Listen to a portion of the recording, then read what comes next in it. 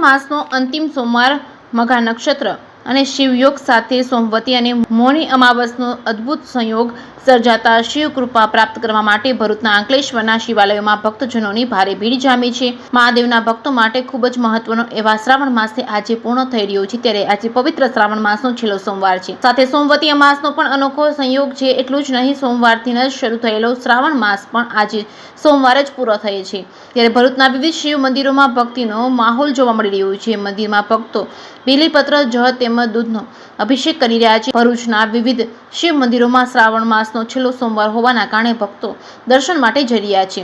JKS news Gujarati સાથે કેતન મહેતા, ભરૂચ। હર હર મહાદેવ।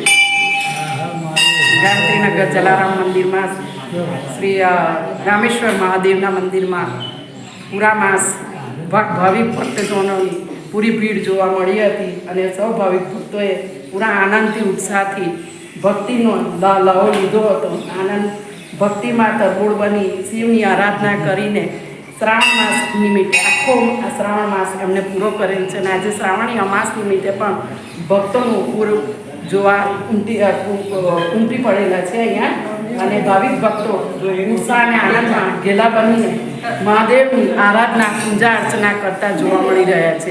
સૌ ભાવિક ભક્તોને શ્રી હર હર મહાદેવ, શંભુ ભોળાનાથ મનોકામના પૂરી કરે અને મનવાંછિત ફળ આપે એવી શુભ અભ્યર્થના અને પ્રાર્થના।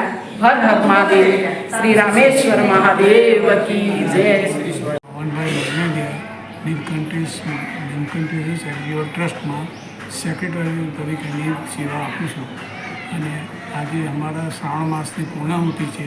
અમારા આદિવાલા સ્વામીજીનો ભંડારો છે ને એ નિમિત્તે લઘુ નું આયોજન થયેલ છે।